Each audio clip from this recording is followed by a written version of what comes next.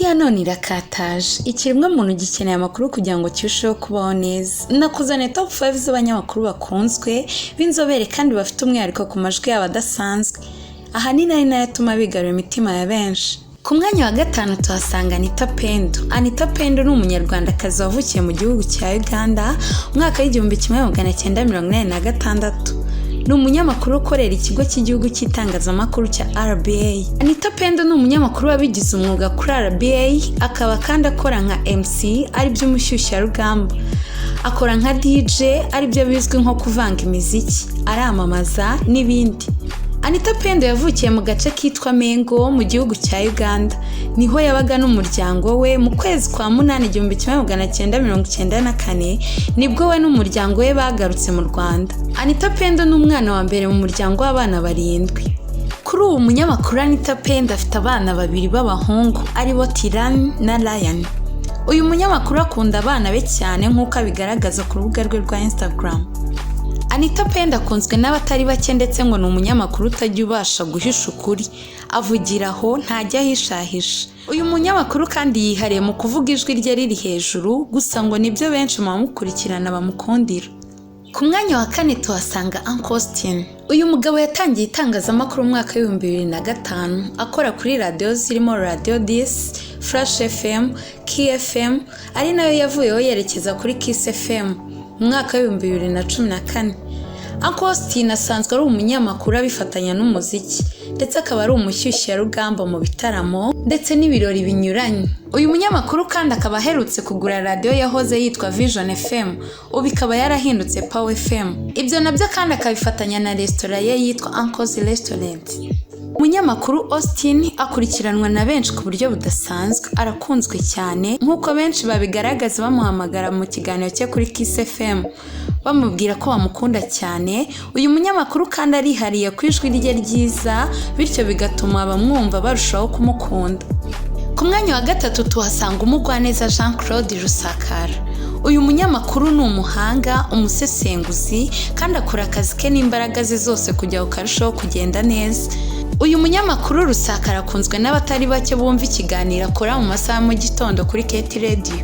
Rusakara arakunzwe cyane nk'uko benshi babigaragaza mu gihe ari mu kiganiro cye. Uyu mugabo kandi agira ijwi ryihariye kandi agira inama benshi bari mu nzira zidakwiye bagahinduka. Rusakara hashize igihe kitari gitarushinganye n'umugore uhiriwe Divine, ndetse ubukwe bwe bwitabiriwe n'abantu b'ingeri zitandukanye biganjemo abanyamakuru, abahanzi ndetse n'abandi. Uyu munyamakuru Rusakara ngagaragara nk'utuje cyane kandi koko nibyo. Avuga make kandi avuga aho biri ngombwa. Gusa ngo mu biganiro bye iyo ari kumwe n'inshuti ze biba byiganjemo urwenya. Ni umugabo usetse cyane. Ku mwanya wa 2 tuhasanga Butera. Ni umunyamakurukazi wamenyekanye mu biganiro by'imyidagaduro n'iby'ubuzima rusange ku maradiyo atandukanye yo mu Rwanda. Kuri ubu anayobora ibirori bitandukanye cyane cyane byitabirwa n'abanyacyubahiro, ndetse yabaye n'umukuru w'akanama nkemurampaka mu irushanwa rya Miss Rwanda umwaka w'2018. ni umunyamakuru wakoreye radio zitandukanye harimo Radio Salus, Isango Star mu biganiro by'ubumenyi n'imyidagaduro, ndetse na Kiss FM Rwanda ari nayo akoreraho ubu.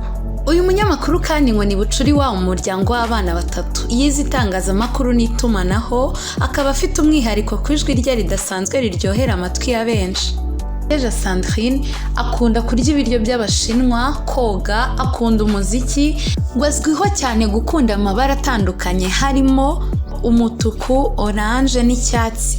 Akunda kandi abantu bamusetsa cyane, akunda igihugu cye, ntakunda abanebwe cyangwa abantu bamubeshya. Uyu munyamakuru kazi ukunzwe n'abatari bake yashakanye na Kagame Peter, bakaba bamaze kwibaruka abana 2. Uretse ibyo kandi arakurikiranwa cyane ku mbuga nkoranyambaga ze, cyane ko atanga inama zubaka imitima ya benshi mu bamukurikira. Ku mwanya wa 2 tuhasanga Ismail Mwanafunzi. umunyamakuru w'ijwi ryihariye, umushakashatsi ku bitabo ndetse n'inkuru zitandukanye. Akunzwe n'abatari bake kandi arakurikiranwa. Ismael ni umunyamakuru benshi bakunda cyane cyane mu byegeranyo nk'ikiganiro wari uzi ko n'ibindi. Ismael mwanafunzi wazwe mu biganiro bitandukanye byiganjemo ibyegeranyo. Yakoreye ibitangazamakuru bitandukanye birimo Isango Star, Red Blue JD, nyuma za kwimukira kuri radiyo y'igihugu ya RBA ari naho akora kugeza ubu. Uyu munyamakuru Ismael mwanafunzi akaba yarakoze ubukwe n'umukunzi we Claudine, ubu akaba n'umugore we byemewe n'amategeko. Ubukwe bwabo bwabaye tariki ya 2 Nyakanga 2023. Uyu mufasha wa Ismael azwi kuri Radio 10 ndetse na TV 10.